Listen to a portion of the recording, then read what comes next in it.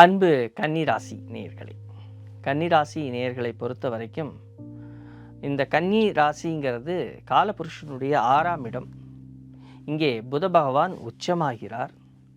ஆனால் இந்த ராசியதிபதியான புத பகவான் இப்பொழுது இந்த வருடம் பிறக்கும் பொழுது நீச்சமாக இருக்கிறார். ஒவ்வொரு வருஷமுமே மேக்சிமம் அவர் நீச்சமாக தான் இருப்பார். ஒன்று நீச்சமாக இருப்பார் அல்லது அஷ்டமாதிபதியாக இருப்பார்.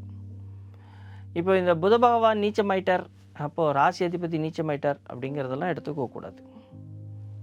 அங்கே வேறு என்ன கிரகங்கள் இருக்குது, அவருடைய பார்வையினுடைய பலம், இதெல்லாமே ஒரு காரண காரியமாக இருக்கும். அது மட்டுமல்ல, புத பகவான் அப்பப்போ மாறிக்கிட்டே இருப்பார். பார்த்திங்கன்னா ஒரு 20-25 நாள் டயத்தில் சூரியனுடன் இணைந்து பயணிக்கக்கூடியவர் அவர். ஏன்னா அவர் பார்த்திங்கன்னா திடீர்னு அஸ்தங்கமாவார், திடீர்னு வக்கரமாவார். ஏன்னா அவர் சூரியனுடனேயே பயணிக்கிறவர்.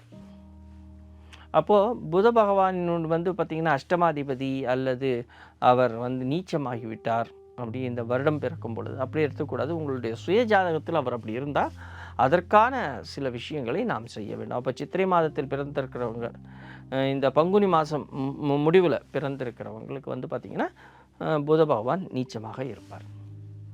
அப்போ அதற்கான சில விஷயங்கள், அதற்கான சில பூஜைகளோ அல்லது அதற்கான சில மந்திர ஜபங்களோ அல்லது அதற்கான சில ஸ்தலங்களோ, இது போன்ற விஷயங்களுக்கு நாம் அவ்வப்பொழுது சென்று வருவதன் மூலம் புத பகவானை நாம் வலிமைப்படுத்த முடியும். அதோடு சேர்ந்து உணவு விஷயங்கள், இந்த உணவு பதார்த்தங்களிலும் இந்த புதன் அப்படின்னு சொல்லி வரும் பொழுது அவருடைய இன்டெலிஜென்ஸ், படிக்கிற அறிவு வேறு, இன்டெலிஜென்ட்டுங்கிற அதாவது அறிவு மட்டும் வச்சுட்டு, படித்த அறிவு மட்டும் வச்சுட்டு இருக்காம அதை சமயோஜிதமான உபயோகிக்கணும்.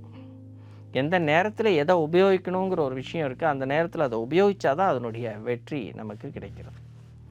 அப்போ அந்த இன்டெலிஜென்ஸை நாம் எவ்வாறு பயன்படுத்துகிறோம், அது எங்கே நம்மளுக்கு போகுதுங்கிறத நம்ம அங்கே பார்க்கணும். ஸோ உணவு விஷயங்களும் இதில் கொஞ்சம் வேலை செய்யும்.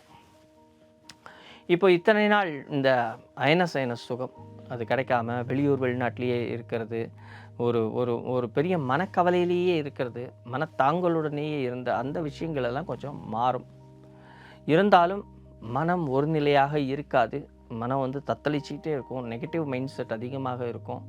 ஒரு விஷயத்தை செய்யும் பொழுதே நெகட்டிவிட்டியோடு தான் நம்ம ஆரம்பிக்கிற மாதிரி இருக்கும். ஒரு மனசுக்குள்ளே ஒரு அமைதி இல்லாமல், சஞ்சலம் இல்லாமல் ஒரு விஷயங்கள் நடந்துட்டுருக்கிற மாதிரியான பிரமை இருந்துக்கிட்டே இருக்கும். இந்த தொழில் சார்ந்த விஷயங்களிலும் நாம் இத்தனை நாள் நிறைய முயற்சி செய்கிறோம். அந்த முயற்சிகள் எல்லாம் பலன் கொடுக்கலையே அப்படிங்கிற ஒரு மனத்தாங்களும் இருக்குது. அதனால் என்ன ஆகுதுன்னா, நெகட்டிவ் மைண்ட் செட் அதிகமாக வருது. எல்லா விஷயத்தையும் நெகட்டிவாக திங்க் பண்ணுறீங்க. பாசிட்டிவாக இருக்க வேண்டிய நீங்கள் நெகட்டிவாக திங்க் பண்ணுறீங்க. புதன்னா விஸ்டம், புதன்னா எல்லாம் அது ஒரு அறிவு, ஞானம். அந்த புதன் போல் நீங்கள் இருக்கணும். அப்போ கொஞ்சம் அழகாக உங்களை நீங்களே மெருகூட்டி கொள்ள வேண்டும். திருமணம் சார்ந்த விஷயங்கள் கை கொடுக்கிறது. அப்போ திருமண வரன்கள்லாம் வந்ததுன்னா விட்டுறாதீங்க. இன்னும் 1 வருட காலம், இந்த 1 வருடத்தில் திருமணமாகாதவர்களுக்கு திருமணமாகும். இந்த சுப விஷயங்களில் உங்களுடைய மனம் லயிக்கணும்.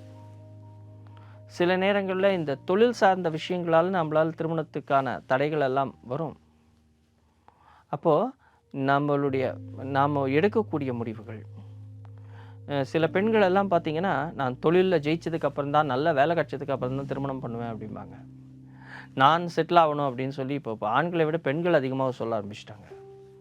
அப்போ இதனால் என்ன ஆகுது அப்படின்னு சொன்னால், உங்களுடைய அழுத்தமான சில முடிவுகள் இருக்குது பார்த்திங்களா, நான் சொல்கிறது தான் நடக்கணும், நான் சொல்கிறது தான் கரெக்டு அப்படின்னு சொல்லிட்டு சில அழுத்தமான முடிவுகளை நீங்கள் எடுக்கிறீங்க இல்லையா, அங்கே தான் நீங்கள் தோல்வி அடைகிறீங்க.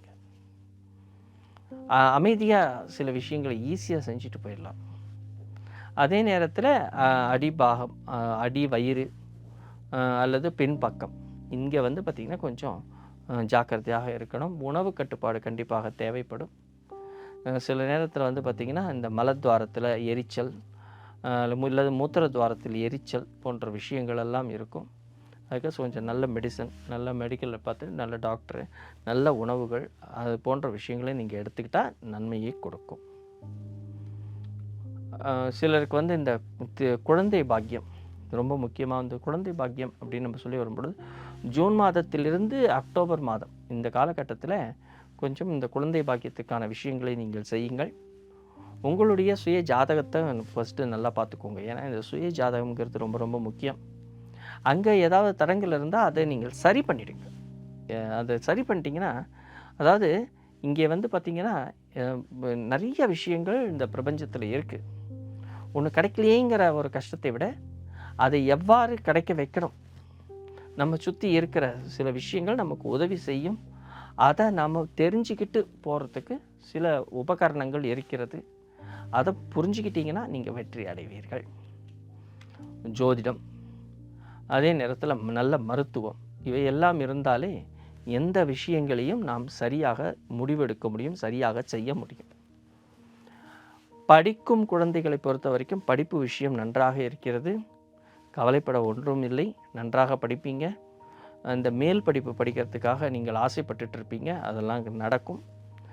சிலர் வந்து வெளியூர் வெளிநாட்டுக்கு செல்லணும் சொல்லிட்டு கொஞ்சம் ஆசையெல்லாம் வச்சுருப்பீங்க. அந்த கனவுகள் கூடிய விரைவில் நினைவாகும். இருந்தாலும் மிக முக்கியமாக வயிறு சம்பந்தப்பட்ட இடத்துல கவனம் வேணும். அதே நேரத்தில் தூக்கம் இல்லாமல்னால உங்களுடைய மனசு தெளிவில்லாமல் இருக்கும்.